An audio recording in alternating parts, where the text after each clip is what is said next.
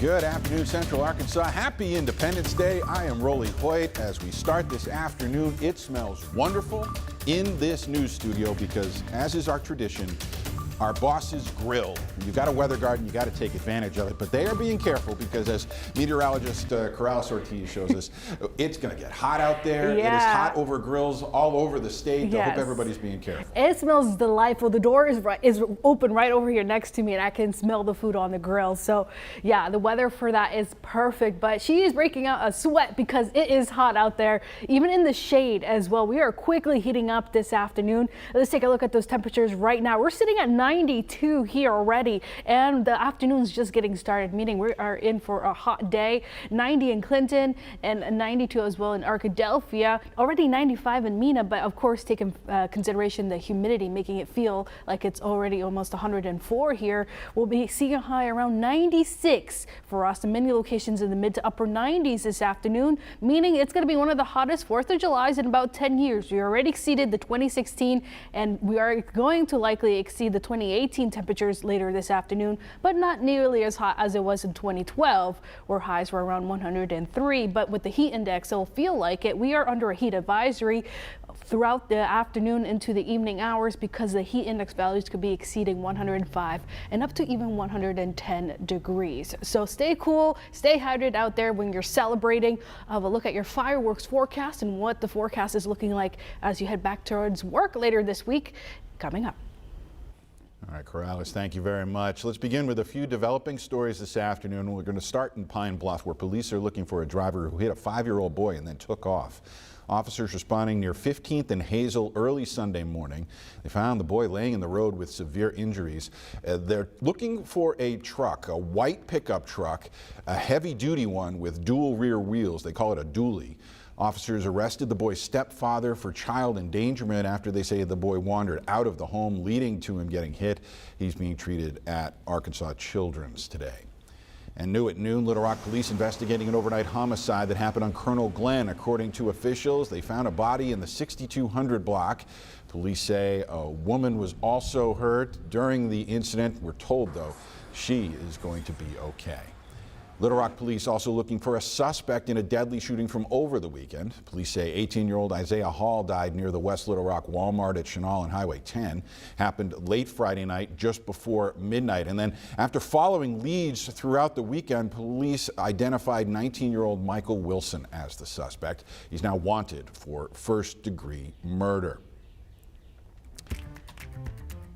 More new at noon, Little Rock police searching for this man, Detravius Atkins. He's wanted in connection to a shooting that happened on Friday on Baseline. Atkins has felony warrants out for his arrest. Authorities ask you to call them if you have any information. Now, let's go to North Little Rock, where police are still looking for a suspect after finding a man dead in the woods near the Walmart on that side of the river.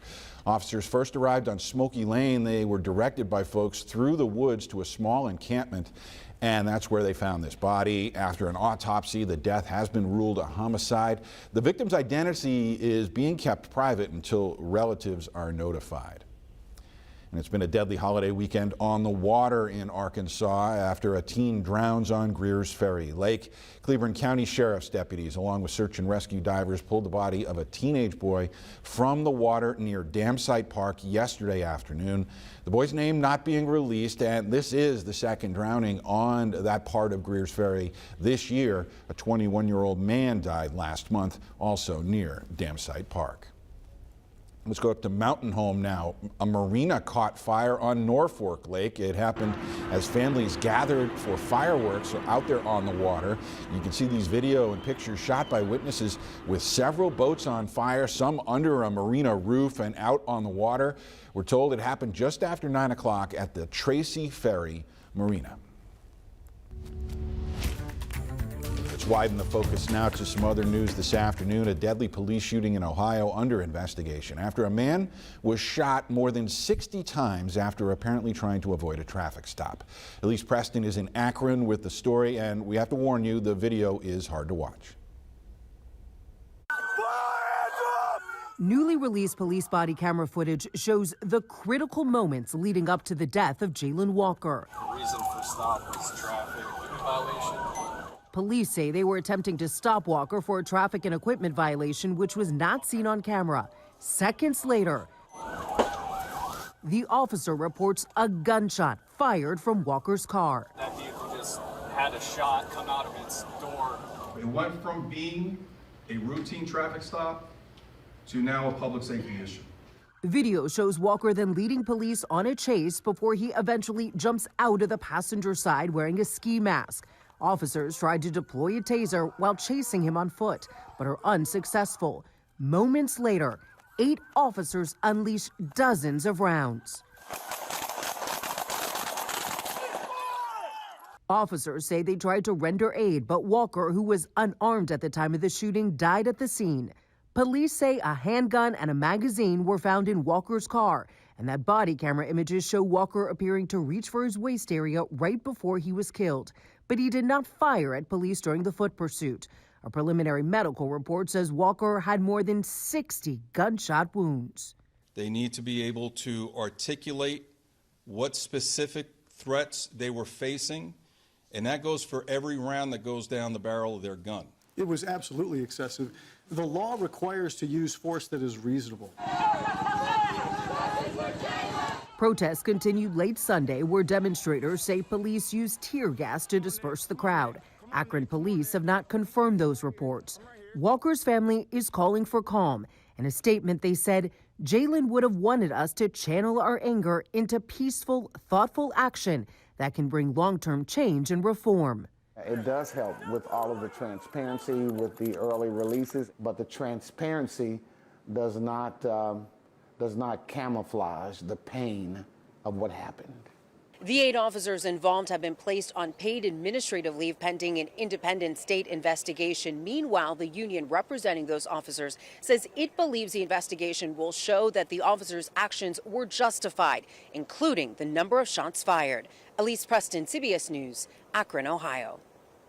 And the mayor of Akron canceled today's 4th of July festivities, saying it was not the time for a city-led celebration.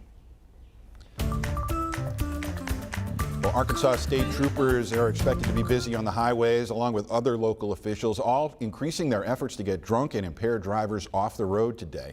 Due to the extended weekend, with the 4th of July falling on a Monday this year, there will be an increased presence of troopers, sheriff's deputies, local police officers out and about, all to make sure they get any driver under the influence off the roads before anyone gets hurt. If you see a drunk driver while you're driving, carefully, if you can, you're asked to call 911. Millions of Americans are traveling today and tomorrow. Nikki Batiste reports people who are flying are seeing thousands of delays and cancellations. I just want to get out of here. I think I had enough. The numbers over the weekend are staggering. Nearly 17,000 flights delayed and more than 1,400 canceled.